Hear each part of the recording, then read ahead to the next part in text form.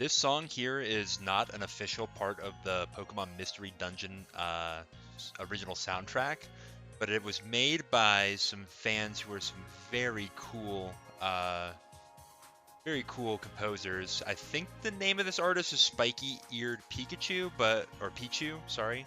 But I will be certain to leave a link to this down in the description.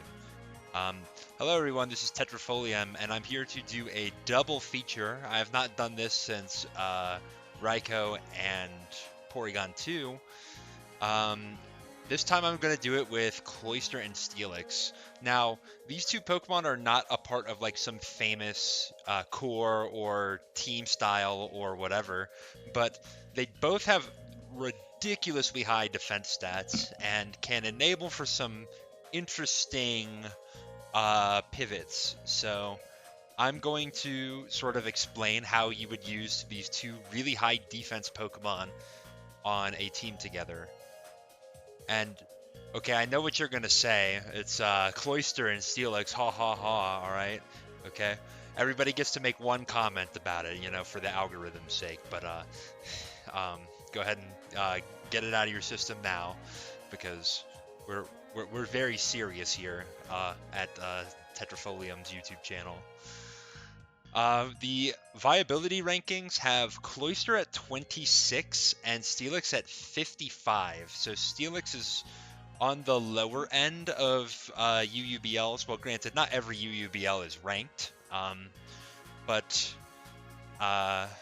it's still not super duper well respected, and I can kind of see why. It's got a lot of competition with Metagross and Steelix, or sorry, Registeel. Jeez. And Cloyster, I mean, there's a lot of debate among ADV players, particularly in Zet's Discord server, whether Cloyster should be still OU ranked or drop to UUBL. Personally, I do think it's one of the weakest OU Pokemon in the tier, but I don't see a lot of utility in dropping it down to UUBL. It's not like BL's not a playable tier most of the time. I know that there are some tournaments and sometimes an ROA spotlight, but it's not an official tier, so I don't know if I really care to see Cloyster drop down to that. If it did drop down to that, it probably would be the best spiker in that hypothetical format, but yeah, I mean, Raikou and Regice dropped because they're both not super duper commonly used in tournament anymore. But even that, I would say, why bother dropping them? I do think that everything in this D rank and higher probably deserves to be an OU, and I think I could maybe make an argument for Hariyama and possibly Regice to come up as well.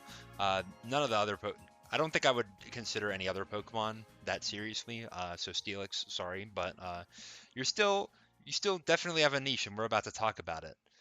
So let's take a look at some Pokemon with enormous defense stats. These are Pokemon who are putting Deoxys defense in the coffin. Well, not exactly. Some of them tie with Deoxys defense, and it's 180. But let's take a look at what these guys have. So we're going to do this same style as my Regice video, where we're going to look at what happened, or what their base stats and their raw stats are for HP and defense. Whoops, it says special defense here. Here, let me spoilers. Okay, we're gonna fix that real quick. Forgive me for that. In any case, let's take a look here. So the first Pokemon up is Shuckle. It's going to be very interesting. We're going to take a look at the speed stat the HP stat first, and let's see how that treats us. Wow, okay. Shuckle has a base 20 HP stat. This is lower than Dugtrio, who is one of the frailest Pokemon in the entire metagame. That being said, though, additive effects like EVs do comparatively more for you when you have a low stat. So Shuckle gets a lot out of going max HP investment. I mean, that being said, though, it doesn't really quite save it. But maybe its defense stat will. For the rest of these Pokemon, they're all kind of middle of the pack. Regirock with a 80 HP stat is not bad, but it's not fantastic. You would love to have 100 if possible, but like I would say 70 to 80 is pretty typical for bulky attacker type Pokemon. Metacham I think is sitting around there, and we see how many hits Metacham can live, and it definitely does not have the defense stat that these guys do. Cloyster is also notably pretty low. 50 HP is not fantastic, especially for a utility Pokemon, but we'll see what the defense stat holds. So Shuckle is the king of defense, also the king of special defense, and has a enormous 614 with max defense. Oh my gosh, it still says Spadef. All right, I'm going to change that real quick. Not as many spoilers that time. We kind of already spoiled everything. Yeah, you can tell that I reuse assets here, huh? Anyway, Shuckle, the 614 defense, that is enormous. But here's the thing with Shuckle, right? And this is a concept that Pinkacross has kind of, not invented, but popularized, at least the discourse around it. Shuckle, if you take its HP stat and multiply by its defense stat, that's how you get its effective bulk. There's a calculation that basically does something like that for the damage calculator. It's I'm gonna butcher this because I do not have it off memory, but essentially you can think of it as like HP times defense, and for your bulk, and then an attacker's attack or special attack times its base power of its move, for the attack power in a sense. So if you do this multiplication out with Shuckle as compared to the rest of these Pokemon, even Cloyster, that 20 base HP is not saving it, so this Pokemon is not good. Please do not use Shuckle. That's not even to say like how limited its move pool is and how little attack it has. It gets outsped by everything. I do not subscribe to Shuckle in this format. Yes, I know that it's a funny Pokemon and a lot of people like funny Pokemon, but Shuckle's not him.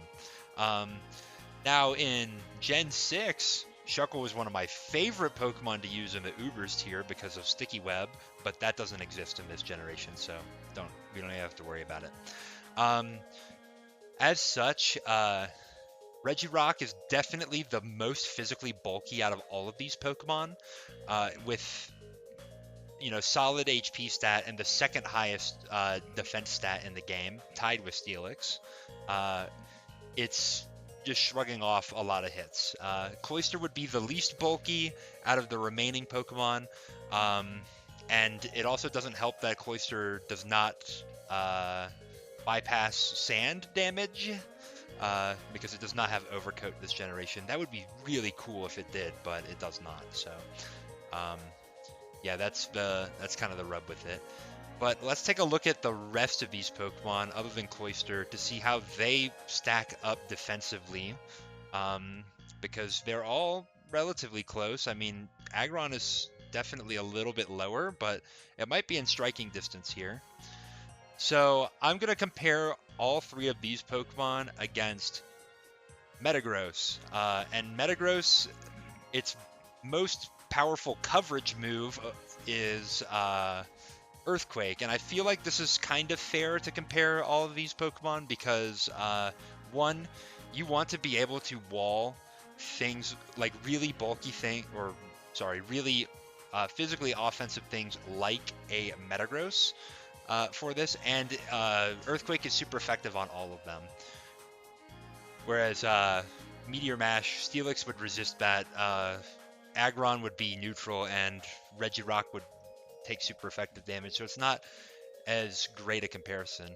Now that being said, Aggron takes 4 times damage thanks to its secondary rock type, which is not nice, but we'll kind of see what happens here. So this is one of the strongest earthquakes in the game. Uh, so yeah, let's take a look. Okay, as expected, Regirock is a little bit tankier than Steelix is, but they're both pretty close. They have mostly overlapping rolls. Regirock on average takes about 2% less, unless a plus defense nature is involved.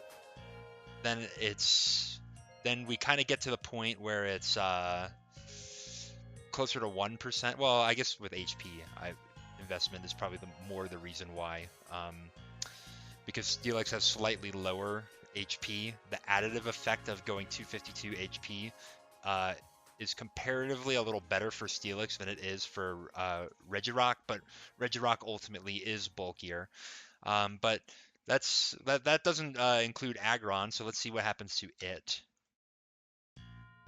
Okay, well, I don't know what I was expecting. ×4 super effective move should probably be doing a one-shot kill, especially when you're choice banded up. But this is not even considering all the EV investment that we could do. So let's take a look at that. Oh wow, that is unfortunate. Aggron with maximum HP and defense, even with a plus defense nature, will not survive a choice banded Metagross Earthquake. That is it's a little embarrassing. But yeah, I mean, again, you could say this is not a fair comparison, but I would argue that you're getting 2-hit KO'd by Meteor Mash, you're getting one shot by Earthquake, then you are not a great Metagross counter. Now, that being said, you do quad resist Explosion with Aggron, so that might make it the best Explosion tank in the game who's not a Ghost type. I don't know if that's a great distinction, but speaking of Explosion, Steelix, if it has 0 investment, so no HP, no defense, it has a 6% chance to just straight up die to an Explosion, whereas Regirock does not because it has slightly higher HP. But Regirock needs to have at least 216 HP, or if for some reason you don't want to invest that much HP, you could go 96 with a plus defense nature, and you will that will always live a Meteor Mash. So Regirock definitely is way worse into Metagross for Meteor Mash sake, but Steelix is actually quite fine to take that. It would be doing basically, well, it would be doing less than 50 on any like real Steelix set. So let's take a look at what Steelix can do on the offensive side. So on the standard wall set, which is one of the Smogon standards that we will be looking at a little bit later, Steelix has a 1% chance to 2-hit KO a 252 HP Tyranitar after leftovers, and of course with its strongest move, Earthquake. Technically, Steelix also gets Iron Tail, but that has the same base power as Earthquake at 100. It is a lot less accurate, and the standard wall set would not use it. So mono steel coverage is not fantastic, despite what Jimothy Cool will tell you about HP Steel Snorlax. I think I'd rather run HP Rock personally, but if I only had one, but I digress. As far as into Metagross, we only have an 86% chance to 2-hit KO Banded Metagross, who is the least bulky Metagross set that is commonly used.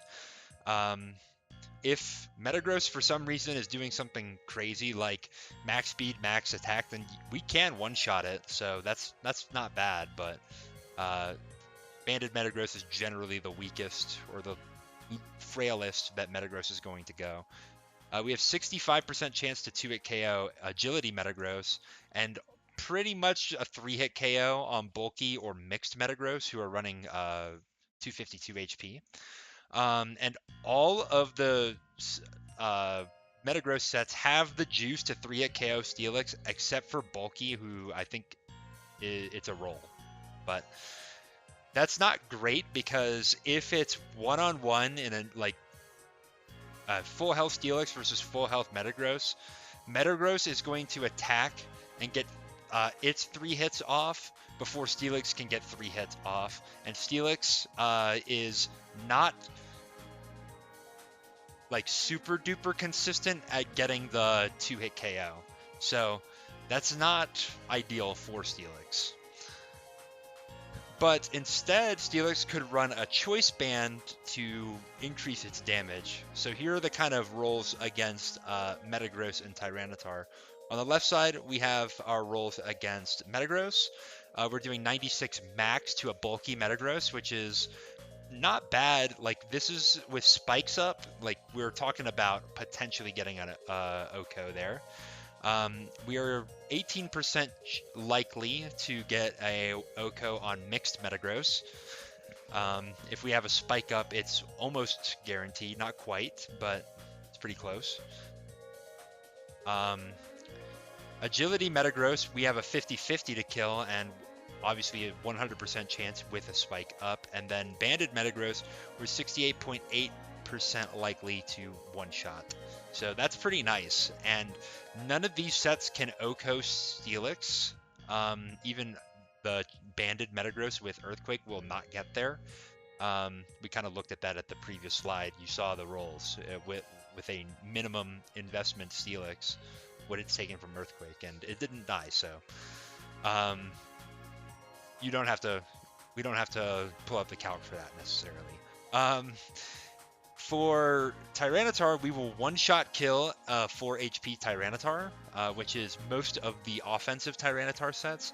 But there are some bulky attacker Tyranitars who run 252 HP. We are dealing 106.9% maximum, which is 43% likely to get the one-shot kill, which is really nice. And then with a spike up, of course, that is guaranteed. Yeah, so Steelix with its Choice Band can be really, really nice, but Choice Banded users kind of have the question, how do you deal with Skarmory, who is one of the most dangerous defensive walls in the format? And many decent Choice Banders, anyway, have the solution of Explosion or Self-Destruct in the case of Snorlax. This is Banded Boom, the kind of Houdini concept. If you're familiar with lead Choice Band Metagross, who is luring Skarmory in, because Skarmory takes its Meteor Mash and an Earthquake very well, but it can explode and do massive damage to Skarmory, and we're going to examine exactly how much that does. So against Skarmory, the standard Skarmory, who is 252 HP and max Spadef, this is what we can expect. Our minimum investment that we need to KO this with Boom on each of these Pokemon. Metagross can do it with simply 212 and a plus attack nature. Snorlax can actually do it with 172 and a plus attack nature. It does lose a little bit of base power using self-destruct instead of explosion. However, it does get stabbed, so that's a 1.5 times boost that Metagross does not get. So that kind of makes up the difference there. And despite the fact that Snorlax has a lower attack stat in general, it doesn't quite need as much investment to get this benchmark against Skarmory. Note, Choice Band Snorlax, it's not a, like, it is a set that exists. It's not very common though, but one kind of variation on this that you would see is Curse with Self-Destruct. Curse will give you a +1 boost. You'll lure Skarmory in, who wants to roar Snorlax out, and then you can go for Self-Destruct on the turn that Skarmory goes for Roar. Or if Skarmory gets a spike up, then, well, you trade your Snorlax for a Skarmory, and all they get is a spike, which, depending on your team structure and the state of the game, might be more beneficial for you than your opponent. I kind of talked all around Steelix, who, as you can see here, cannot get an OHKO on standard Skarmory. We're doing 88% maximum. We can't use spikes or sand to help us with that either because Skarmory is immune to both of those. So if we're trying to boom into Skarmory with Steelix, we are going to need a little bit of chip on Skarmory beforehand. And that is unfortunate because Steelix does not get a great move to hit Skarmory otherwise. Its dual stab combo is resisted or completely immune, and Rock Slide as a coverage move is not strong enough to really do much to Skarmory. Yeah, though you can kind of try to Iron Tail out Skarmory if you would like. Metagross has a chance to raise its attack stat with Meteor Mash. Similarly, Iron Tail has a chance to lower the opponent's defense stat, which can help you beat down Skarmory, but Iron Tail is even less accurate than Meteor Mash, and you definitely do not have the attack stat that Metagross does to make use of beating down. In fact, Skarmory is most likely going to get all 3 layers up if you tried to do that. So yeah, it's a little bit tragic, but while Steelix cannot replicate the Houdini Metagross idea, it does have a stronger Earthquake than Metagross. So if you need really strong ground type coverage and you are looking for something that would fulfill the Choice Band Metagross type slot, there is an argument for Steelix over Metagross in that you might want a slightly stronger Earthquake. Now, it's only a little bit stronger, and I don't know any rolls off the top of my head where that little bit of extra damage that Steelix does like matters. It might not matter for anything that's really relevant, but yeah, I mean, it's something to know, I guess. Yeah, I don't know. I'm kind of making the argument for Metagross over Steelix here, huh? That's kind of the rub. Although, being a ground type, you are immune to Thunder Wave, so you do not have to commit your item slot to Lumberry to not get paralyzed. So there's an argument for Steelix there. Now we're going to talk about some spike stacking. So spikes, as we all know, deals percentage-based damage on switch-in. I have the breakdown there. 12.5% with 1 layers, 16.7 with 2, and 25% with 3. The second layer only adds 4% or so to the first layer, which is not ideal. I would have thought they would have tried to make it like somewhere in the middle, like if the first layer is an eighth and the third layer is a quarter, then you would pick something in the middle like 3/8. But that's not what they did. They picked 1/6, which is a lot closer to an eighth than it is to a quarter. So that sucks. But needless to say, we have some pretty good spike stacking Pokemon in the OU tier. So here they are. There are no UUBL ranked spikers. So these are our OU guys. That means that things like Quillfish and Amistar, who are UU ranked with spikes, I guess they just do not have the sauce to even be close to OU relevant. I mean, I don't know if that's necessarily true. I've seen Quillfish do some crazy things. Amistar, not as much. I have played against it, but I think I smoked that team. Maybe I had a good matchup. I don't know. In any case, these are our guys here. So let's take a look at what makes each of them tick as a spike stacker. I mean, obviously they all get spikes, so like we're not gonna necessarily use that as a for or against any of them. Skarmory is arguably the best Pokemon in the tier. I would probably put it at number 2. Personally, but if you think it's number 1, I think that's a reasonable take. It has ground immunity, and ground immunity equals spikes immunity. So that's a really big one to have in this tier.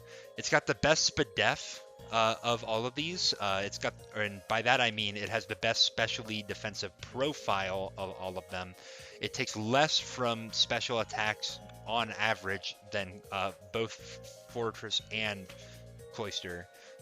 Although Fortress is pretty close. Um, Fortress has slightly higher HP, slightly less SPDEF, and it turns out that that makes Fortress take about 2 to 3% more from hits in like the 50-ish% range. So that is something to note, at least.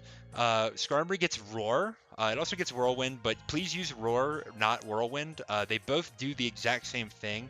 However, due to breeding mechanics, Skarmory is not able to have both Drill Peck and Whirlwind on the same set. So, if you want to run Drill Peck, you have to have Roar, and if you don't want to run Drill Peck, then you don't necessarily want to communicate that you don't have it to your opponents, so please just run Roar.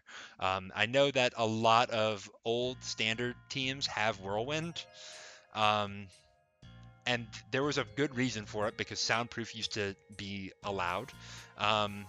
So you would prefer to roar out a Pokemon with Soundproof by using, well, phase out a Pokemon with Soundproof using Whirlwind, but like for what I just described there, please use Roar.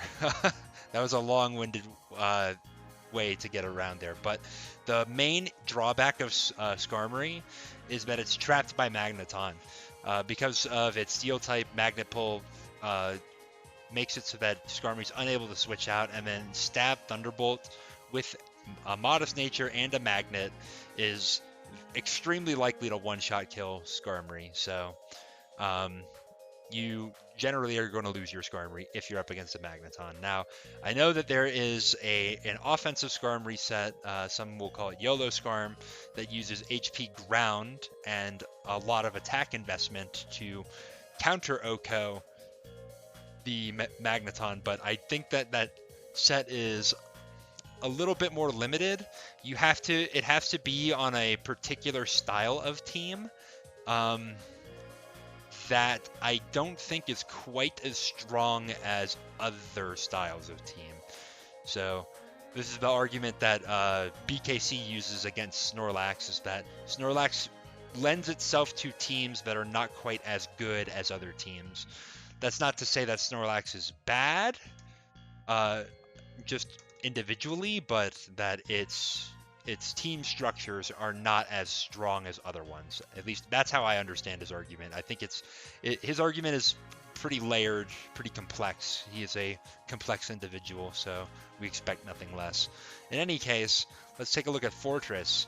So Fortress has Rapid Spin and Explosion, which are great utility moves. I consider Explosion as a utility move because it trades your Pokemon for momentum on the other Pokemon.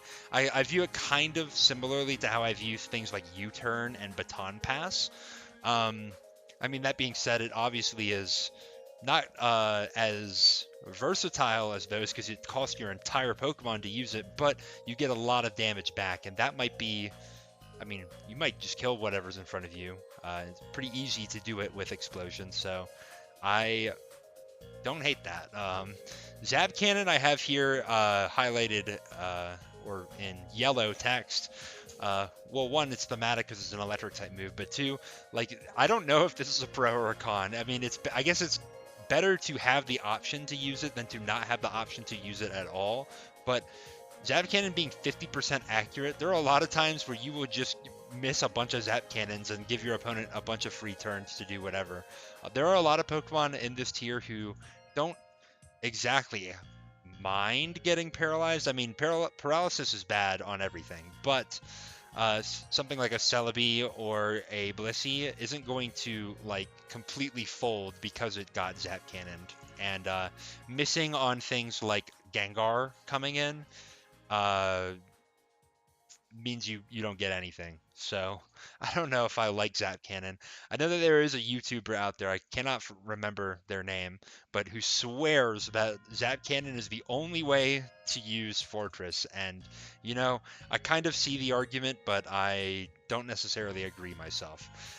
Fortress gets trapped by Magneton, same as Skarmory, and Magneton with a modest HP Fire has a chance to kill Fortress, but it's only a 25% chance, barring crit. So Fortress is actually pretty likely to survive, and then it can KO back with either Counter or Earthquake. I mean, I think Earthquake is a little bit preferable because it helps you beat down Metagross as well. So it's not just for Magneton, but Counter it has its place as well. It's pretty good against Tyranitar, to be honest. But another thing that sucks for Fortress is that its Spike's weak. Despite the fact that it can Rapid Spin the Spikes away, it's going to take damage from them. If Skarmory had Rapid Spin in this generation, I think it would be kind of over. I mean, for both of these guys, because Cloyster also has Rapid Spin and Explosion, so it's a remover as well as a setter. That's quite nice. But you might say, well, what makes Cloyster stand out from Fortress then? Well, it's mostly its speed. So it has the same speed stat as Skarmory, but and that means that it can outspeed Tyranitar with not a massive. Well, I mean, you need most of your investment into speed, but you don't even necessarily need max, which is quite nice. That's good because Skarmory, or Cloyster, has a move that threatens Tyranitar and stabs Surf. You can also use Hydro Pump, I think, but I mean, I don't know about that. Surf is sufficient to get a 2-hit KO on many Tyranitar sets, which is quite nice, actually. And then, yeah, that's basically the reason why you want to use Cloyster over the other Spikers, because I'll be honest, it's got horrendous special defense, so it's really easy to kill with a stray special hit, and it takes spikes and sand damage. If it had Overcoat this generation, that would probably be really cool, but Shell Armor, I guess, has its use case in that you can't get critical hit, but no, I don't know. I think I'd still run Overcoat. Yeah, so I hope that this kind of illustrates who the best spiker of the bunch is. It's Skarmory, I'm telling you. But we're gonna examine more in depth on what Cloyster can do that the others can't. So the kind of main issues with Cloyster are that despite having an enormous defense stat, it is really lacking in longevity. The reasons being, of course, Spike's weakness, Sand Chip, and then the special defense. So the three Pokemon that kind of represent that here are going to be Skarmory, who sets the spikes, Tyranitar, who sets the sand, and Gengar, who has a monster 130 special attack stat, but also Gengar blocks Rapid Spin. So Gengar is one of the nastiest Cloyster counters in the tier. But what Cloyster can do is it has a higher attack and special attack stat than both Fortress and Skarmory. It has a good dual stab of water and ice, and it will outspeed a lot of mid-range Pokemon, including Tyranitar, pretty much every Metagross set, defensive Suicune, Milotic, Claydol, and offensive Swampert. And all of these Pokemon either are going to take a decent chunk from Surf or can get blown up on. So Cloyster can handle a lot of the mid-range Pokemon in a one-on-one situation. Now, that being said, if Tyranitar comes in, baits you to go for Surf and switches into Suicune or Milotic, well, actually, no, that's not so bad because you can just explode. But if it's the other way around, Milotic is in and you're going to boom Milotic and then they switch to something like Metagross to absorb the boom, then that's not ideal for you. But all of this kind of comes together to make Cloyster the spiker of choice on faster paced teams. I think that it kind of goes, not necessarily, this is not necessarily a hard rule, but I would say that Cloyster is definitely really high on the offensive side. Skarmory is kind of in the middle, maybe slightly more defensive on teams, but it can fit on a lot of offensive teams as well. And then Fortress is going to be usually on the bulkier teams who want to flesh out their defensive core more, so they have to compress Spikes and Rapid Spin onto one slot. While Cloyster can do that as well, because of its longevity issues, it struggles to both set a layer and Rapid Spin. I mean, even Fortress can struggle to do that in some matchups, but Cloyster struggles to do that in pretty much every matchup. But let's talk about the standard Cloyster set, and then we will go on to the Steelix sets. So this has a really weird spread here. Like, it does not make sense unless you like know exactly what the ideas are here. So the high SPDEF investment is going to help Cloyster out with its durability against special attacks, kind of in the same way that Blissey's defense stat does. Because both of them have really low bases, the additive effects of the EVs are comparatively more. And I keep saying this, if you don't understand, Pinkacross has a really good video on this, so please check him out. I think I've linked that in a previous video, probably my Regice video. So that's part of the reason why. I'll talk more specifically about what special attacks Cloyster is trying to survive. With this investment, we will 2-hit KO a 4 HP Tyranitar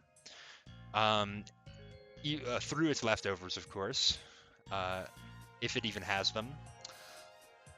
And Rapid Spin is an option to stop the opponent's spike stacking momentum, or you could forego Rapid Spin and run Ice Beam instead, which will hit Dragon and Flying types, namely Salamence and Flygon, who are ×4 weak and probably just going to straight up die to Ice Beam. And then even with no attack investment and a minus nature, Explosion has a 68.8% chance to one-shot Blissey, guaranteed to one-shot it after spikes. So that's pretty good. I think there are a lot of Pokemon that run Explosion, like Regice, for example, that don't, they don't even quite get close to killing the Blissey, so it's not ideal, but this is perfect. And in fact, actually, this is enough that if you explode on Blissey while Sand is up, Sand will finish the Blissey off. So that's actually kind of good to know as well. But we also have Steelix, who we're supposed to be talking about in this video as well. The standard wall set is going to be mostly SPDEF oriented, but it has an impish nature to give it a plus defense boost. That's kind of important when you have Pokemon that have a really high base stat, is that the nature is multiplicative. It's 10% boost. So a Pokemon that has a higher base in one of its stats gets more out of having a plus in that nature. So that's why Steelix is very incentivized to run a plus defense nature. But of course, the additive effects is going to help SPDEF more, and SPDEF is going to allow Steelix to live certain hits. I'm not exactly sure what 220 SPDEF is living exactly, or if it's more the 36 attack EVs were needed for Earthquake to do something. But that's kind of the wall set. It's a little bit on the passive side. It's really tough for this set to do anything against Skarmory for sure. And even into like Gengar. So I don't personally like the standard wall set. I think the Choice Band set has a little bit more merit. It's mostly going to be running Earthquake is a given, but you can run Iron Tail or Hidden Power Steel. Hidden Power Steel is a lot weaker and takes up your hidden power slot. However, it is 100% accurate. Iron Tail is 75% accurate. So it actually works out that they have the same expected value, but I do think that there's something to be said about having the guaranteed kill on something that is weak to steel, uh, as opposed to the 75% chance to kill, namely on Aerodactyl. That would be important. You get down to an end game where it's Steelix versus Aerodactyl. If you have hidden power Steel, you will always win. If you have Iron Tail, you only win 75% of the time. And if you don't want to take that, then you have to Explode, which ties, which is lame. But yeah, we have Double Edge, HP Rock, or Rock Slide as the kind of last move slot because Explosion is given as well. Double Edge is kind of nice because it has synergy with Rockhead, and it gives you a really good neutral click into Pokemon like Claydol, who love to switch into Choice Band users. Hidden Power Rock or Rock Slide would not allow you to hit that, and you would have to either use a pretty weak Hidden Power Steel or a pretty inaccurate hidden Iron Tail to hit Claydol instead. But Hidden Power Rock and Rock Slide do give you coverage to hit flying types, which is kind of really good to have on Steelix.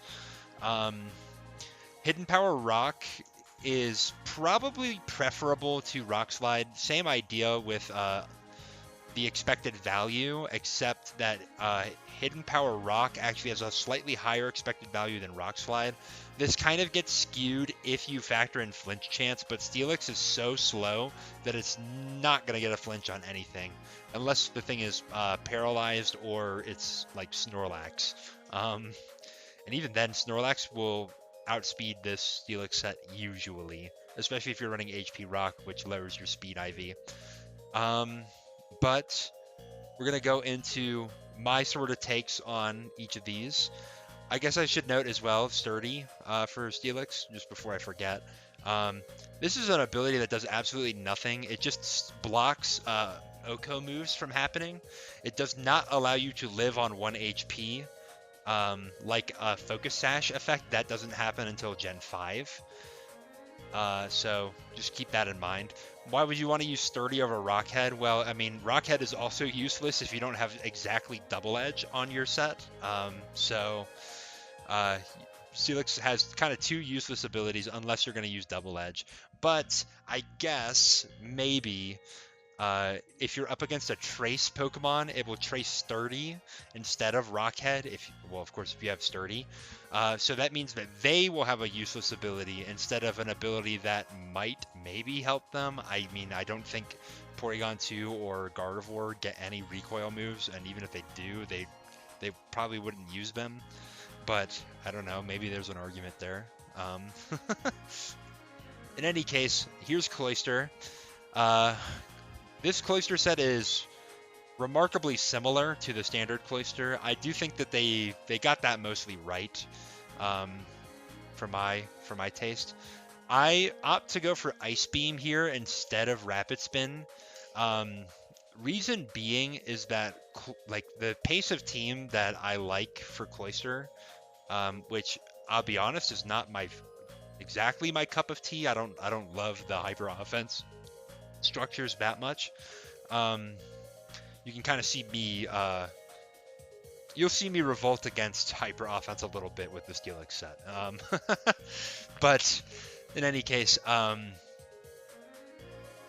because of the pace of that, or the team that I'm planning to use it on, I don't think I'm going to be able to get Rapid Spin off that frequently, and I think I can play quickly enough to limit my opponent to like maybe 1 or 2 layers, which I can hopefully just deal with by having Pokemon that are going to do more damage than the opponent's Pokemon are going to do to me. That's kind of the idea. That's what a lot of teams that don't run Rapid Spin are looking to do. So with at least 4 EVs, Cloyster will always 2-hit KO the 4 HP investment Hidden Power Bug Tyranitar through its leftovers. That that is because Hidden Power Bug requires Tyranitar to drop uh, 1 IV and special defense. However, if Tyranitar does not have HP Bug, it does not have to lower its defense IVs, and its Cloyster is now potentially not going to 2-hit KO Tyranitar through its leftovers. That being said, you have to get the minimum possible roll twice, which is about a 1 in 256 chance. So the same odds to miss a move in Gen 1, by the way. It's kind of interesting. So I think I'll take that if I lose my Cloyster to that exact Tyranitar set that has 4 HP and doesn't have Hidden Power Bug, then, I mean, alright, I guess my opponent can have that. But the idea with the other sort of optimization I've made here, and I guess I should mention that the 4 Spatak EVs went into speed, so now that I'm 245. That will allow me to outspeed a Jolly Tyranitar by 2, which means that I'll outspeed things like a Utility Celebi, most of the Wish Salamence sets, and then a CM Wish Jirachi, which is really important because I can get an Ice Beam off on Ment or Celebi, and I could Boom in the face of Jirachi to deny it getting its Wish up, which could be really nice. So yeah, that's where I found the most utility in adding the EV, but I mean, you can always put it back if you really don't care to do any of those things that I just mentioned down at the bottom. Ice Beam will OHKO Salamence and Flygon. That's pretty straightforward. You don't need any investment really to do that, so that's good. Now the standard Cloyster is doing 72 HP and 244 Spadef, and that is to primarily live a 252 special attack Starmie T-Bolt. Starmie is almost never going to be modest, so that's pretty relevant. The reason why you would like for that to be the case is you can go for a spike as Starmie switches in, and then Starmie might try to click Thunderbolt to kill the Cloyster and then spin later. But if it does that, then you can explode. You'll kill the Starmie, and then the spike will stay up.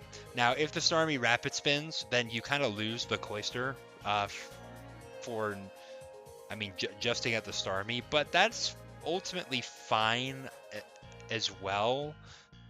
Especially on the structures that Cloyster tends to play on.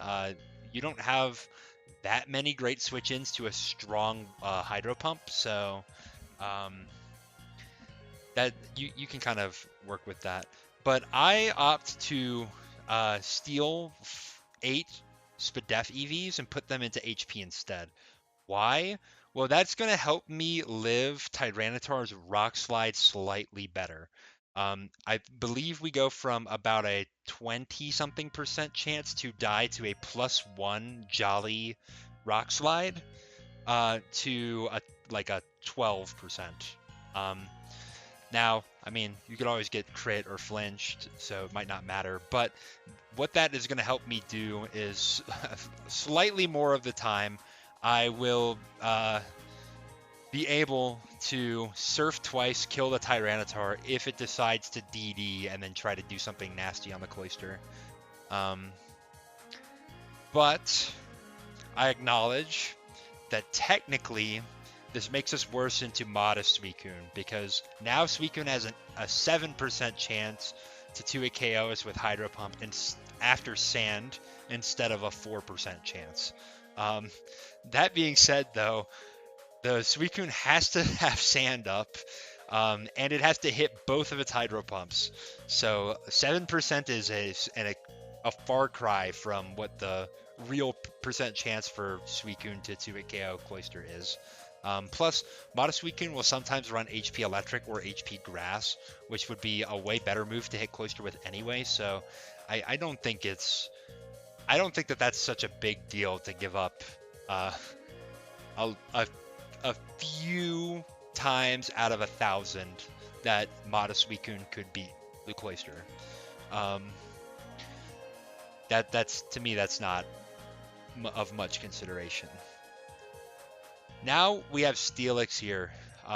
Steelix is the Brutalist, which I hear is a good movie. I have not seen it. Brutalist, of course, meaning like built out of concrete. It's an architecture term. I mean, it's not simply just built out of concrete, but you're gonna have to Google the definition if you really want to know exactly what it means. But this Steelix, it has a little bit less attack investment, a little bit less def investment for a little bit more HP and a little bit of speed.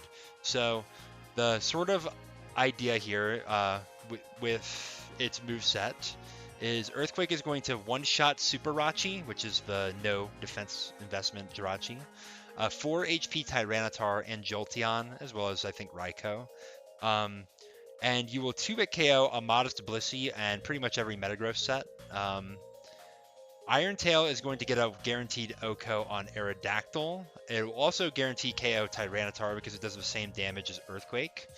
And it will 2-hit KO Modest Blissey and Claydol. So again, same concept with the Modest Blissey. Although, because Iron Tail has a chance to drop defense, Blissey can't exactly fish for a bunch of misses and soft-boiled you out, because if you get the 30% defense drop on Blissey, then Iron Tail is doing a lot. It's going to outpace the soft-boiled by a significant amount.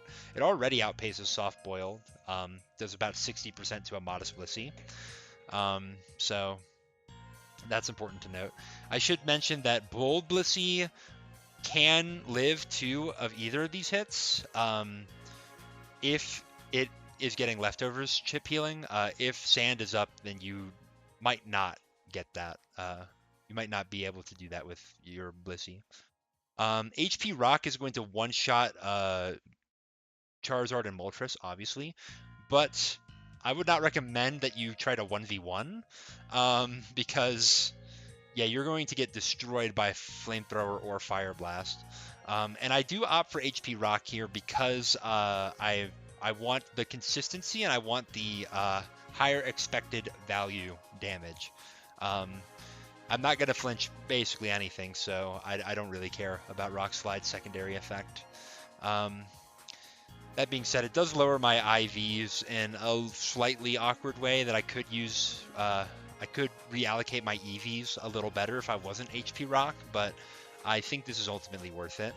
And then, I mean, Explosion obviously is just a big chip momentum swing type move. I don't think I have to explain that too much. The defensive investment on this Steelix, as you'll notice, I have a little bit more HP, and I opted for the Impish nature rather than the Adamant nature. The idea here is that we're going to live 2 CB Arrow Earthquakes, because it deals 49.8% maximum.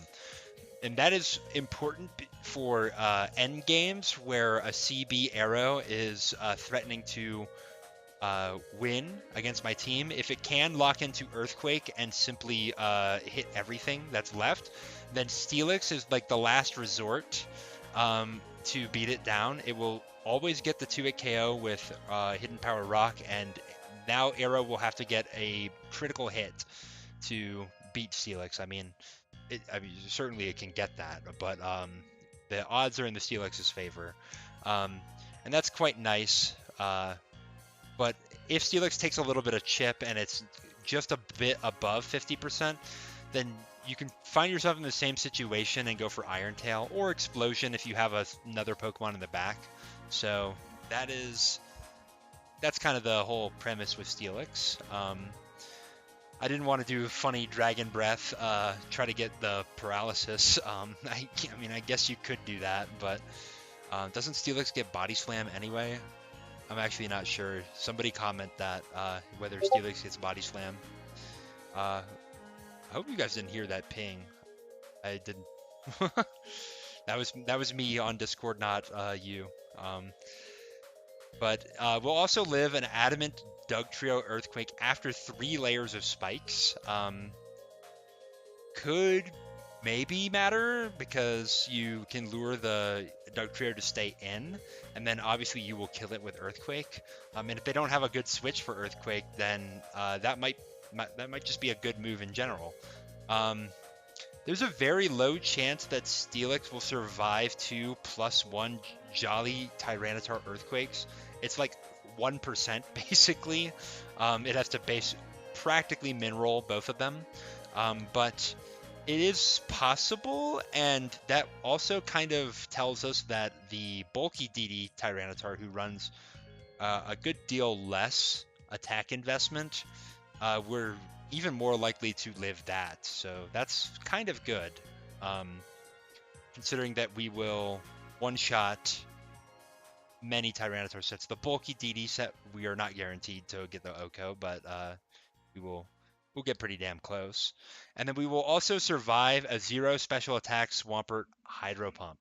How much does that matter? I don't know. It's really tough because you have to explode to kill it. And that 0 Spatak Swampert often runs Protect, so it can be hard to click Explosion into a Protect. But it gives you options here, and that's primarily what this special defense investment is for. I know that the slightly higher SPDEF investment for the other Choice Band Steelix makes you, I think, a little bit better into Suicune, but not by any amount that I care about. I'm either gonna blow up on a defensive Suicune or I'm not staying in. So that's the kind of rub there. So we have 100 speed. This is to outspeed Utility Snorlax, who runs 99 speed. Reason being is that if it gets a paralysis with Body Slam, then it outspeeds basically the entire format. So we're gonna outspeed that Snorlax. And we'll also outspeed, I guess, again, basically the entire format if they're paralyzed, which is potentially relevant because I'm going to reveal the team here. Oh, sorry. If you want to do some modifications and you want Double Edge on Steelix, make sure that you switch the ability back to Rockhead. I guess I'm doing Sturdy in case a Trace Pokemon wants Rockhead for some reason. I can't imagine that it really matters, and you could just be Rockhead, but Rockhead also does nothing for this particular Steelix set, so it kind of just doesn't matter. The team structure, though, this is a Jolt Spikes team, but I'm using Cloyster and Steelix. So Jolt Spikes is an offensive variation of Sand plus Spikes, and it uses Jolteon to clean up teams that are weakened by passive damage. Jolteon, of course, is basically the fastest Pokemon in the tier. It's tied with Aerodactyl. There are some cheesy guys like Electrode and Ninjask who technically outspeed, but who cares? I don't. I really don't. Gengar is basically required on a Cloyster team because Cloyster wants to maintain its spikes. Cloyster is so commonly going to get a spike up and die, either to your opponent or to you clicking Explosion, that you cannot allow your opponent to easily spin that away because you sacrifice the whole Cloyster for it. So Gengar, you basically need it. And Gengar does appreciate Spike's chip. It has a really high special attack stat, but it gets no stab, so it's not always getting the 1-hit KO, 2-hit KO thresholds. Spikes can help it achieve those, though, so that's really nice. Jolteon has a lot of speed control because it's it's the fastest thing, basically, which allows me to go modest on my Zapdos to be a wall breaker. And Jolt Spikes does like this electric spam idea because we We hate Milotic and Suicune here. I even have Thunderbolt on my Gengar, which was maybe a little bit overkill, but Thunderbolt is probably Gengar's best move, so I don't regret having it. And obviously, I'm on this modest Zapdos bender here. A lot of my teams have had a modest Zapdos. The Zapdos video that I'm most likely going to be making soon, I'm gonna have to figure out something other than modest Zapdos because that's lame to showcase the same set that I've been showcasing in every video. So forget all that. We have Explosion on all of Gengar, Cloyster, and Steelix. And this is to sort of engineer an endgame for Zapdos, Jolteon, and BKC Tar to clean up. So BKC Tar is basically bulky physical attacker with 4 attacks. I think you could... Some BKC Tars arguably run a lot of speed.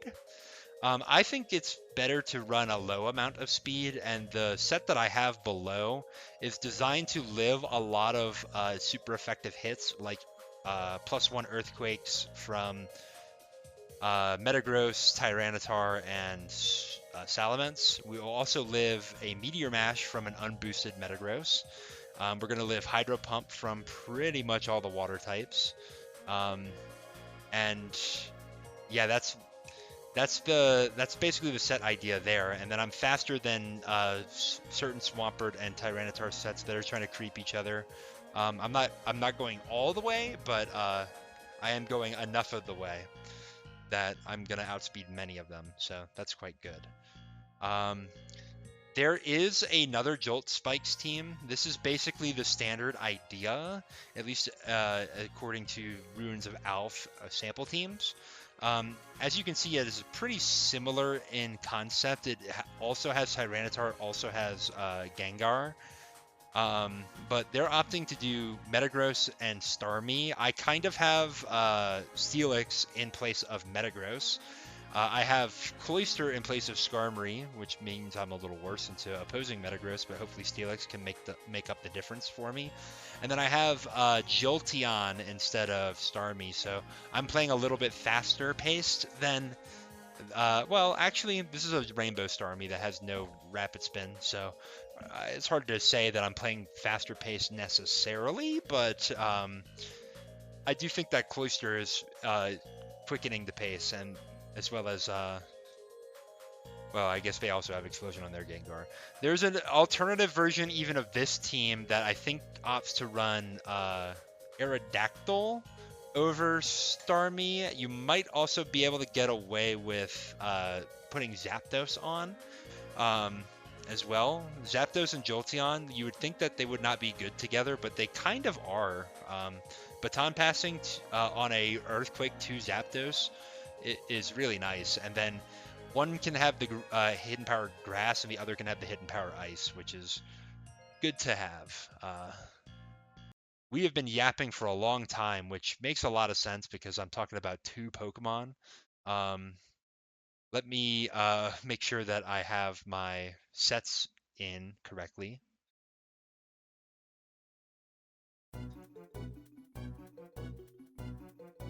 Alrighty, here we are. This is one of my favorite tracks in all of the Pokemon Mystery Dungeon series. It's Deep Dusk Forest. I could have saved this for Celebi maybe, but if I ever do a video on Celebi, I probably will, but that's going to be a really long video. Holy. In any case, I picked this one here because I think this is one of the first times that I saw Steelix as a kid, playing Pokemon Explorers of Time or Darkness. I can't remember which one I played. They're so similar. And I was like, whoa, what is that thing? It's so big. And yeah, it's such an interesting mon. And I could have maybe done Magma Cavern, but I just did that for Nidoqueen. So let's just enjoy some Gen 4 Pokemon Mystery Dungeon. That's arguably the best one. I like Explorers of Sky a lot. I think it might be my favorite game of all time. But I really like Blue and Red Rescue Team as well. So in any case, here we are leading off with our BKC Tar. Against a opposing Tyranitar, I generally just like the Earthquake because I'm going to live pretty much every move. The only thing that will kill me, I think, is Banded Brick Break. Which that would suck, but at the very least, I know I can go to another one of my Pokemon in the back, probably Zapdos, to punish a lock into Brick Break. But my opponent goes to Flygon, which is one of the best Tyranitar switch-ins. I will have to go to Gengar, who's one of the best Flygon switch-ins. I'm threatening to Ice Punch, and I would have been fine into either Earthquake or Toxic.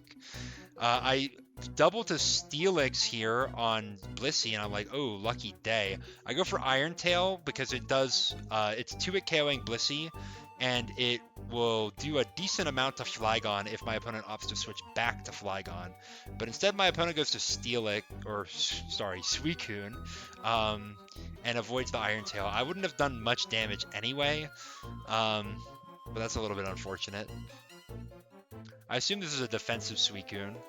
So I'm going to go to Zapdos, who is threatening to do massive damage with Thunderbolt here. And then I'm going to hard switch to Cloyster, who is threatening this Flygon. I should be faster than it as well with a 245. But I opt to go for Spike there because I don't think that the Flygon's going to stay in anyway. So I'd rather just get a Spike up in front of Blissey, but actually they revealed it to be a Jolteon. Interesting. I go for Iron Tail again. Again, maybe I could have went for Earthquake instead. I would have got double the damage, but it still wouldn't have done that much. I can go to Cloyster now, who can freely get a Spike up in front of Suicune, who's going to Calm Mind. And then I think I boom. Yeah, that's right. I boom. I get a crit. That doesn't matter, though. The thing is, I probably could have got a third layer of Spike here. I should live another Surf, and I should outspeed and get the boom off. However, I think that my opponent probably thinks that I will do that as well. And they have a potential switch to Tyranitar to block the boom. Now, I would have 3 layers of Spikes up, which would be really good into Blissey, Tyranitar, and the Suicune who gets saved. But I think it's more important for me to delete the Suicune if I want Steelix to win in the endgame. And obviously I'm a content creator. I'm playing for the content, so I gotta go for that. No, but I think that there's potentially arguments to go for the explosion a turn early there. I got plenty of value out of Cloyster. I will go for Focus Punch because if the Blissey goes for Thunder Wave or something, I will kill it. And Flygon switching in will take a hefty chunk from it. Gengar is still a pretty safe switch into the Flygon. Even if it goes for Rock Slide, it's only doing about like 35-ish%, so I'll be all right. I can just go for Ice Punch. Blissey will come in. I Ice Punch that. If I get a freeze, I just win basically. But I don't. So I'm gonna go to Steelix here, assuming Blissey has to soft boiled. Even if it didn't, if it went for something like T-Bolt or T-Wave, I mean, Steelix takes that just fine. Ice Beam, we'll see how much damage we take here actually. 33%, which is not a ton, but I will go for Iron Tail again, and I get the defense drop. So now Blissey is kind of screwed. It can't really go for soft boiled. And then I go for another Iron Tail to finish it off. If I missed, I would have been sad.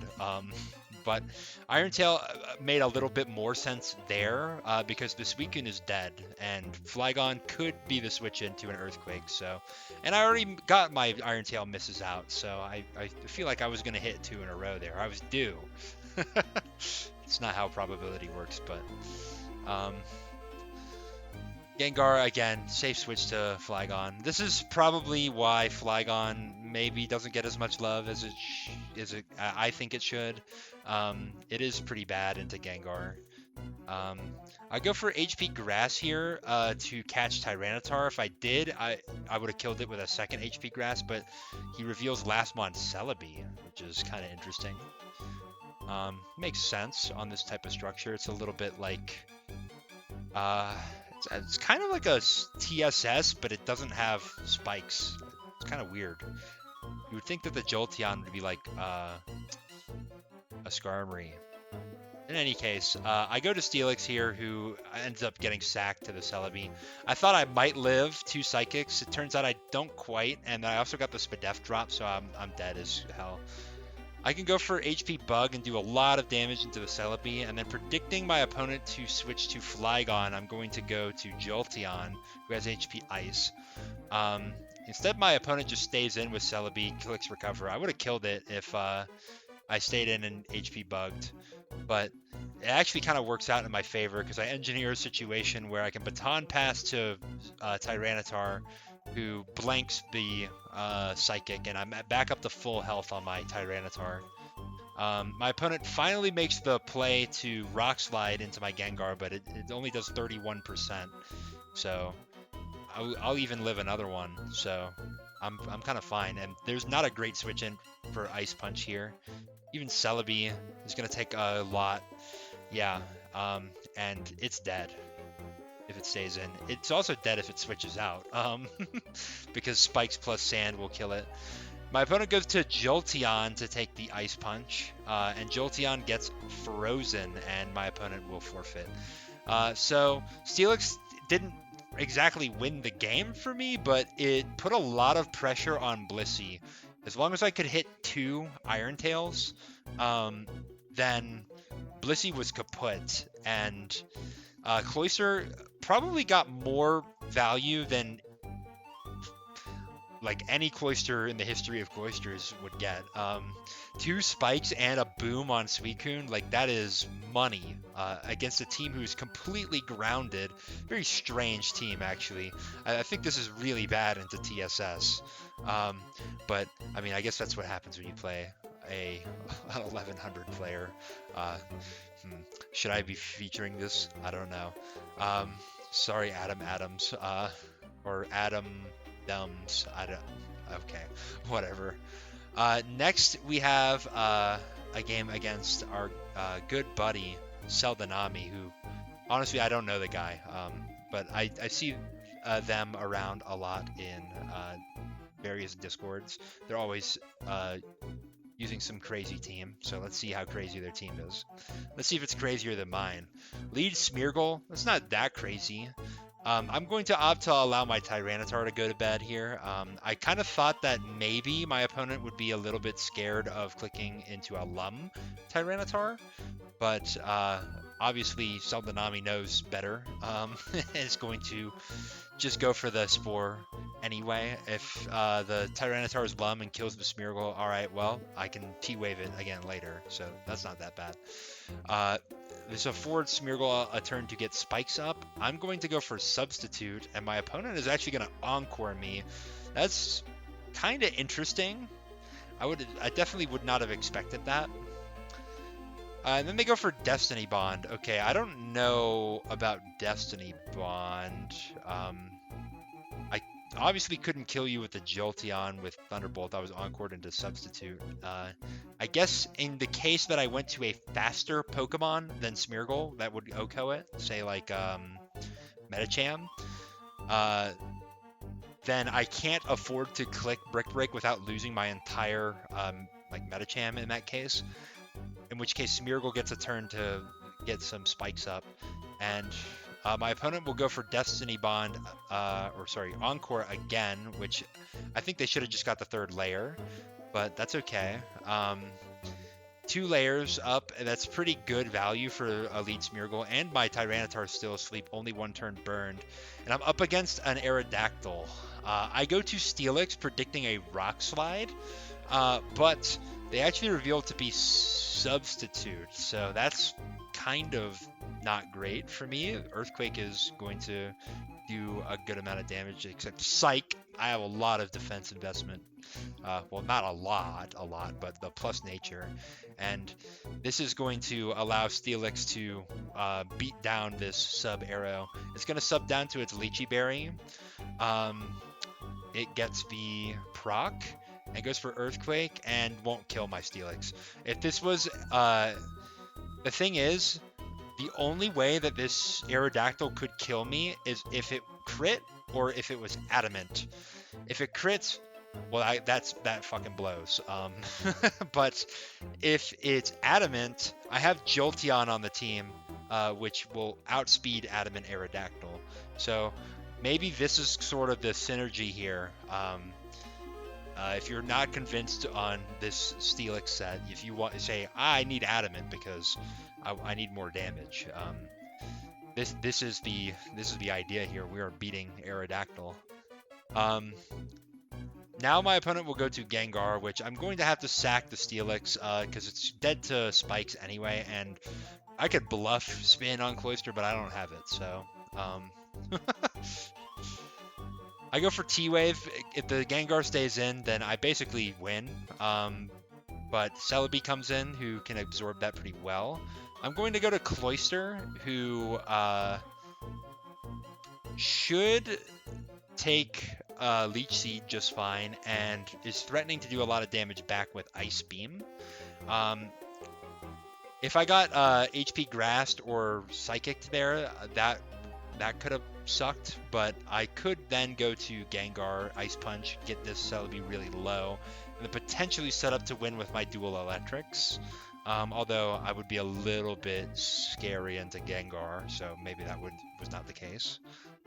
My opponent is actually going to switch to Gengar, which makes sense, trying to block the spin. This would be a really valuable spin because I get rid of 2 layers and Leech Seed, but I don't have spin.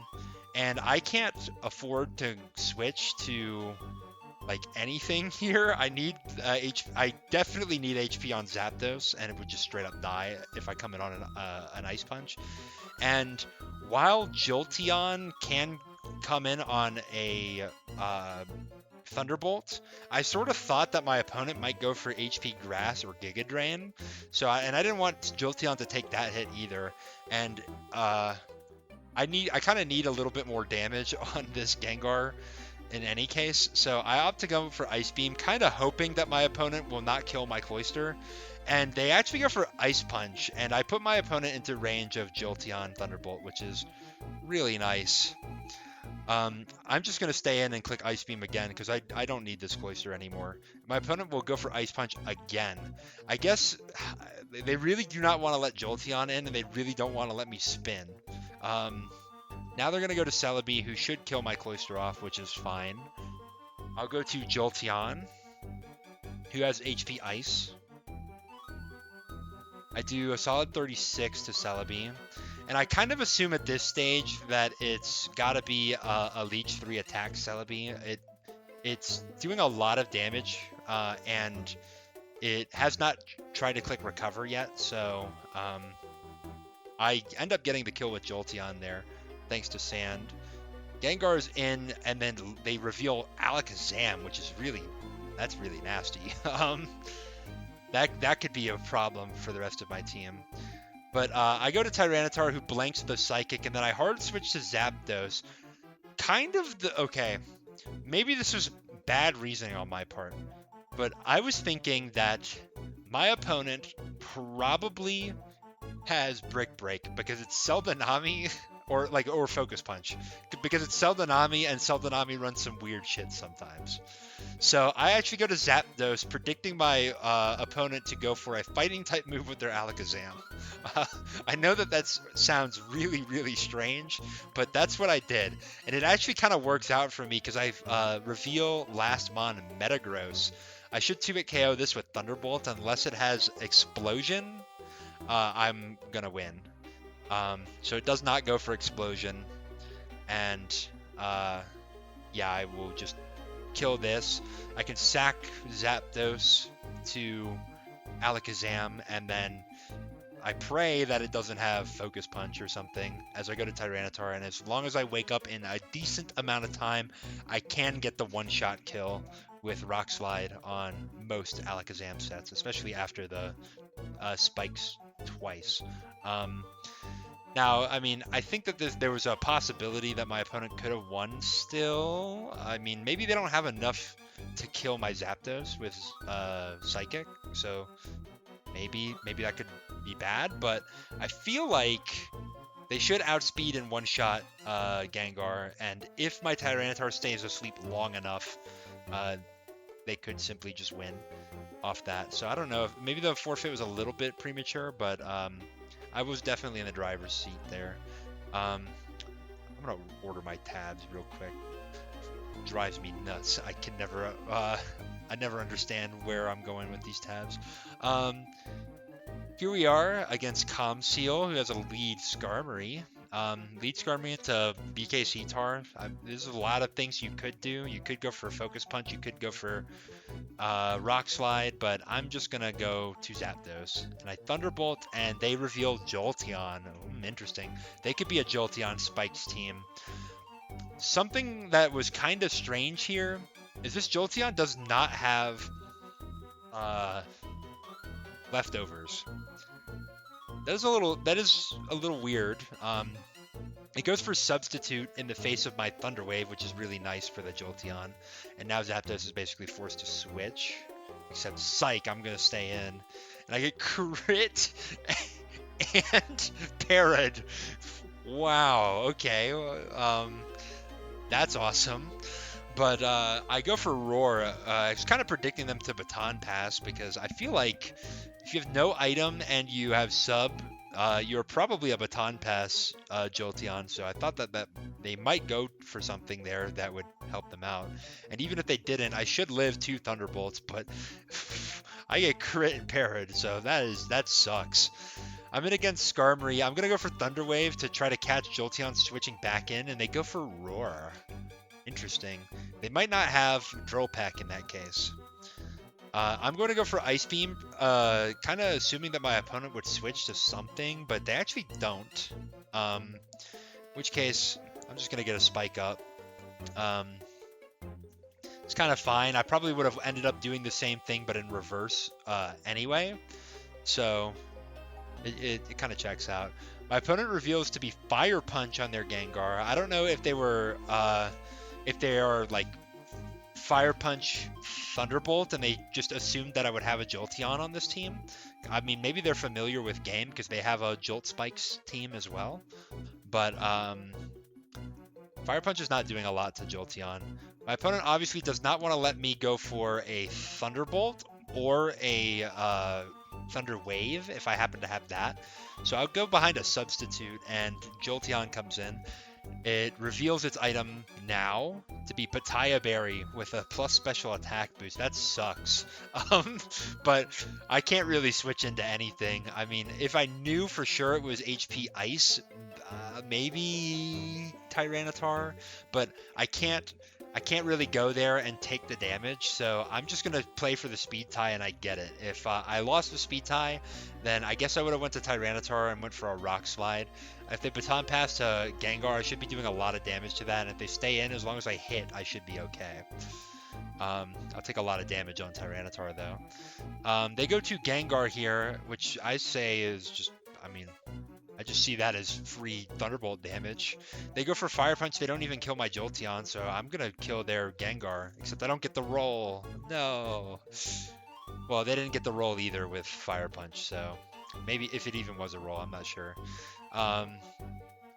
So, yeah. Gengar's dead. They go to Zapdos on my Gengar. I go for Ice Punch. I freeze them, and then they get thawed. But more importantly, I don't get parried, and I live that, so that's really nice. Gengar is really interesting with its defensive utility, huh? So here is Raikou in versus my Gengar. I can switch to Steelix, who will take a Thunderbolt pretty nicely. I figured that my opponent was either going to Calm Mind or go for Thunderbolt. They could have went for HP whatever, but I think it's better for them to not reveal that. And Steelix is going to blank the entire Thunderbolt here. Now I'm threatening to go for Earthquake and kill this Raikou. So I feel like my opponent was not going to sack Raikou at this stage because like it's their last line to win the game. So I can go to Zapdos here, and I actually catch them going to Skarmory, which is perfect for me because now I can get a Thunderbolt off and kill the Skarm. Or if they switch, I can maybe get a Para. But I get full Parrot myself, and they get their Roar off, which that fucking sucks. I go for Rock Slide and I miss, but my opponent gets full Parrot. Go for Rock Slide again. I have Flinch and Para Chance, so they're not ultra likely to get a move off. They'll go for a second layer of spikes. I think they're trying to get all 3 layers up. It's kind of interesting. I would have went for the Toxic on Tyranitar, but I don't know. Maybe you need Chip on Steelix, which that makes sense actually because you have Dugtrio as the last. Interesting. They must be the standard Dugtrio set with Jolly and no defense investment because they just straight up die to the Earthquake. I would have thought that there would be a Porygon last, honestly, but Dugtrio's alright too, I guess. You do have ways to switch around, but I just noticed that this is a triple electric team. That is really interesting, and Steelix did really well here, even though it literally didn't click a move. But it's that menacing aura, right, of this bulky ground type that strikes fear into the hearts of all these electric types. And even if I got tracked by Dugtrio, I would have lived and killed it back, so I'm kind of alright with that. Yeah, I know this didn't really showcase Steelix off that much, but it was nice to reveal it at the end, and then my opponent basically kind of lost there. I made a really cool play to Zapdos and it didn't work out, man. I wish it did. We would have been talking about that one for years. In any case, we're on to the next one. See if we can get a little bit more value out of our guys here. I'm actually going to go to Cloyster on Metagross. If it booms, I feel like Cloyster is my most expendable member, but it goes for Meteor Mash, and that just destroys my Cloyster. I'm going to get 1 layer of spikes up because, generally speaking, these lead Metagross teams with the lead Houdini type thing do not have a great spinner to go with them. They're usually just going to boom into the Skarmory and say, I don't need to worry about layers anymore. I'm going to go to Zapdos, who should take a Meteor Mash very well, and Thunderbolt back. I do a pretty sizable chunk to Snorlax, considering it's not going to get Leftovers recovery. And I'm going to stay in and Thunderbolt again. I did not think I was going to crit there, but the crit was really nice. My thought basically was it'll cover my opponent attempting to predict me to go to Tyranitar for anything weird like a Earthquake or a Focus Punch. And I will also just 2-hit KO the Snorlax, and if it gets the boom off, well, I guess that would have been really bad, but we don't have to worry about it. Magneton is in. Modest Zapdos will get a 2-hit KO on Magneton after Spikes damage, but rather than take a Thunderbolt, I'm going to go to Steelix, and I actually catch a Thunder Wave, which is really nice. They will switch to Salamence. I Earthquake and do nothing to them. Now I can go to Tar. Tar should be relatively fine. My opponent could go for Earthquake, and that would have done a decent amount of damage to Steelix. It also would have done a pretty sizable amount to Tyranitar, but then that could have been bad, actually. But they happen to be Mixed Ments, which is perfect for me, because I should live a Brick Break, and I can kill back with Rock Slide. That's great. Yeah, I feel like generally on these, like, because this is blue offense, right? think that Salamence oftentimes is DD or banded on this, so I don't know. Maybe it is mixed on occasion, but whatever. I'm not gonna sack my whole Tyranitar to this Suicune, so I'm gonna go to Zapdos, who takes a fat chunk from Hydro Pump. I don't quite get the kill, but Sand will get there, and now Gengar's looking pretty good. My opponent will go to Magneton. I'm going to go to Tyranitar, predicting them to go for HP Fire, and then I'm going to go to Steelix because they can't afford to HP Fire again. Because if I Earthquake, I would just kill them and they would be down too much. I can go for Earthquake, which is fine. Heracross last, so this is definitely blue offense. I'll go to Gengar, who should cover a lot of potential things that Heracross could do. If it doesn't get a Swords Dance, it's not going to kill my Gengar with Rock Slide or... it might have HP Bug, maybe. Or sorry, HP Ghost, maybe. It could maybe work. But it's not going to be able to kill me with any one move that it clicks. Maybe HP Ghost, maybe, I'm not sure. If it goes for Substitute, it'll outspeed, but I should still live one hit, and I can break the Substitute.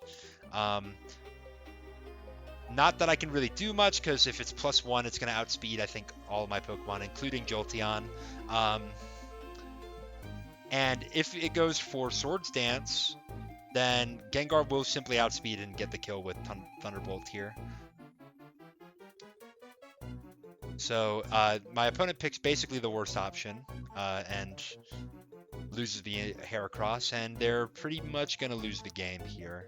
I can go to Tyranitar, make the same play again, except this time I would have sacked the Tyranitar because I realize I don't need Tyranitar to win the game.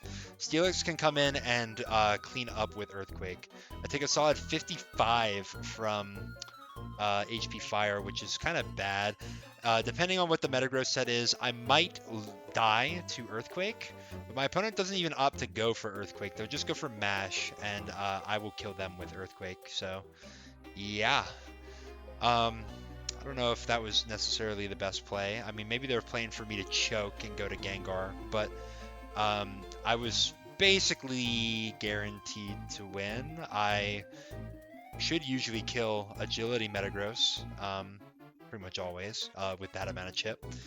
And Agility is the only thing that Metagross can do to not lose to Gengar and Jolteon in the back, so yeah, it was checkmate situation right there. Maybe if they got a crit with Meteor Mash and a high roll, possibly. But if that's the case, I mean, I guess they could just Earthquake.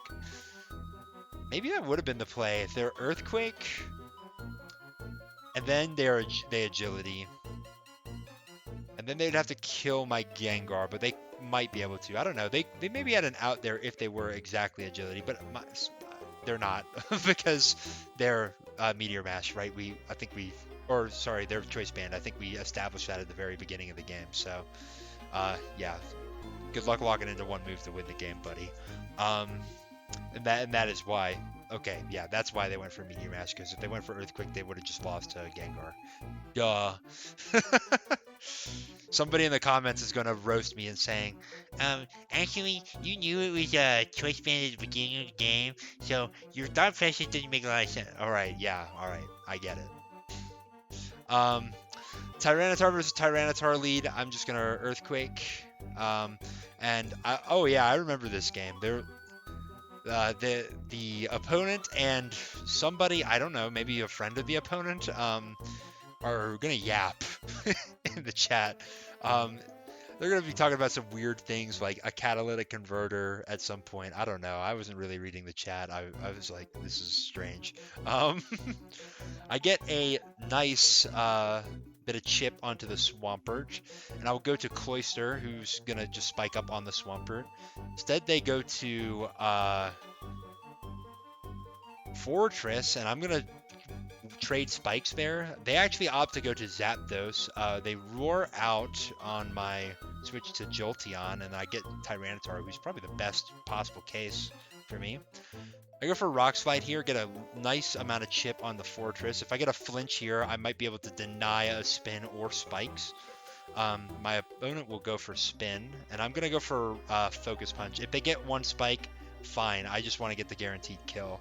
But they actually switched to Swampert, which I get a ton of damage off on, so really happy about that. I can go to Zapdos. My Hidden Power Grass is definitely going to kill. They're actually going to switch to Tyranitar and take a pretty hefty amount. I don't know if I would have necessarily made that play. I feel like Zapdos would have been a little better. But in any case, they're going to go for Dragon Dance, Earthquake into my Steelix, which only does 58%, and then I kill them back with my Earthquake. So that's really nice. They go to Swampert, who is threatening to outspeed and kill with Surf, but I can go to Cloyster, and I'll get my Spike up. Now, here's the question for you. Well, let's get to the end of turn 13. We're at turn 14. If you're Cloyster, what are you going to do in this situation? I want you to know that Surf is not going to kill, but it 2-hit KOs. We don't have Rapid Spin, so we can't spin the spikes away. What are you going to do in this situation? Just think about it. Maybe even leave a comment for the algorithm. In any case, I go for Surf here, and they explode. I think there is definitely an argument for Cloyster to explode. The reason why is that Explosion, even if it doesn't kill the Fortress, which I think it does, but even if it doesn't kill the Fortress, it would deny the Fortress the ability to spike or to Rapid Spin. And then I can have one spike up and not have to worry about spikes of my own. But for some reason, my opponent decides to go for Explosion there. Feel like, I don't know, I feel like they could have set a spike or something. Granted, they don't know that my Cloyster doesn't have spin, so maybe they thought that I was just going to be able to spin the spike away anyway. And Roar Zapdos probably is Spadef Rest with no speed investment, so I would be able to spin even on the Zapdos if I wanted to. So maybe that's my opponent's reasoning there. That could make sense, and in fairness to them, they do get an Explosion and kill my Cloyster off with their basically no health Fortress, so they're kind of trading up, but I'm still definitely in the driver's seat. My Zapdos should be faster based on the Sandstorm, and I am right that they are a Spadef Zapdos. I will do about 50% to that, which is nice. I can guarantee the kill after Sand, and if I get the roll, I'll just straight up kill them. So I'll just go for Thunderbolt again. They opt to go to Houndoom, which is very strange. They're faster, and Pursuit should kill me. But I'm going to switch anyway, because if they don't have Pursuit, then I can save my Zapdos. And they don't go for Pursuit, so maybe they don't have it. I don't know. If you're not running Pursuit on Houndoom, in my opinion, don't run Houndoom. I think, no, I genuinely think that if you don't have Pursuit on Houndoom, you might as well just run Charizard instead. Charizard's just better at doing the fire type attacker type stuff, and because Crunch is not nearly worth going Houndoom for. I get crit with the Flamethrower, but I still eat that up pretty well. And Tyranitar is looking really, really good here. They will Will-O-Wisp me, which in theory bricks my Tyranitar, but I just want to get the kill there. And Tyranitar not really going to be able to do much for the rest of this game, so I'll go for Earthquake to get some chip on Swampert. That might help me get it into range for Jolteon Ice move. But I will go for Rock Slide here in case they go to Zapdos for whatever reason. I'm going to do it again, though. I was fine to do it the first time. I'm going to do it this time. And I do catch the Zapdos coming in, which It's kind of a flex. I did not need to make that play, but I mean, I already showed it. I think it was really weird for my opponent to go to Zapdos there anyway. But I do live on 1 HP, and I can check to see what this Aerodactyl goes for. Obviously, I Rock Slide in case they're substitute, so I can get the I can break the sub. Steelix, in that case, should still live one more Earthquake, although my opponent could sub down to 0, in which case I have to go basically for Jolteon speed tie situation. But they're not a sub Lychee Aerodactyl. They are, in fact, a Choice Banded Aerodactyl locked into Double Edge, so I can just go to Gengar and I click whatever move I want for free. Which is going to be HP Grass, of course, so I can kill this Swampert off. Now Aerodactyl is in. It has to choose one move to lock into to beat my entire team. It chooses Rock Slide, which doesn't even kill my Gengar, but gets the flinch. But that's kind of fine with me, because I can go to Steelix, who is taking basically nothing from this. And as long as I don't get flinched, I should get flinched twice in a row, I can boom and win the game. I also had the option to go for HP Rock, but HP Rock does not usually kill Aerodactyl from full. And I kind of thought that, like, well, if I ever break through, I can just boom, and that wins the game. If I break through and I use that turn to go for a HP Rock, then my opponent has more opportunities to get the flinch on me later. So I increase my odds of winning by just going for Explosion. I just have to not get flinched once instead of not get flinched twice. Now, would it have been cool to show off the HP Rock and to save the Steelix? Yeah, it could have been, but I mean, all that matters is winning the game. So that's why I make that play.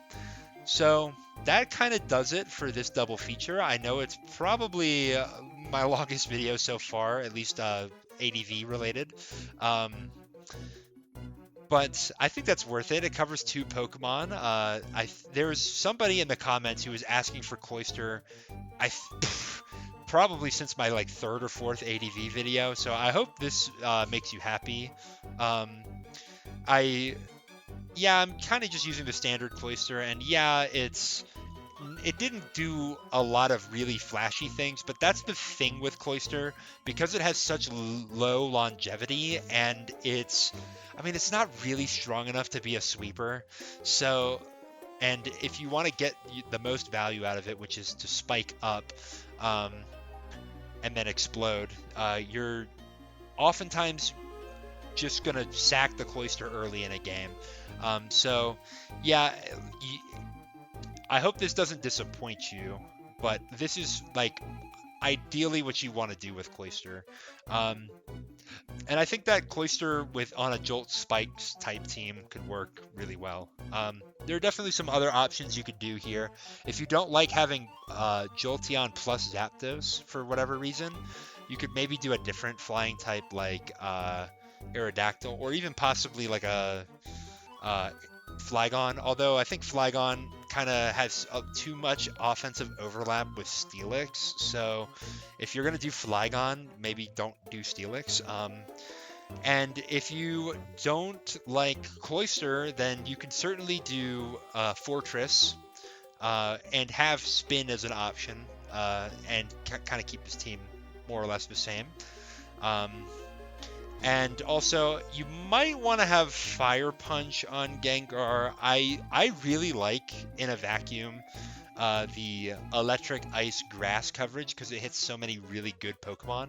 But we don't have Fire Punch to hit Metagross for additional damage. It also means that sometimes Magneton is actually a decent switch into a lot of these Pokemon, particularly Jolteon. And Fire Punch would at least give us a move to just eliminate most of the Magneton. It also would help us against Fortress, which we faced a few times, I think, this live. So not really live. I'm literally showing replays. So that's another option. I might put that in the description when people look at the team paste, and yeah, that's kind of it. So yeah, I hope you guys like that one. We are pretty close to 300 subscribers. By the time that this video comes out, it's even possible that I've already exceeded 300 subscribers.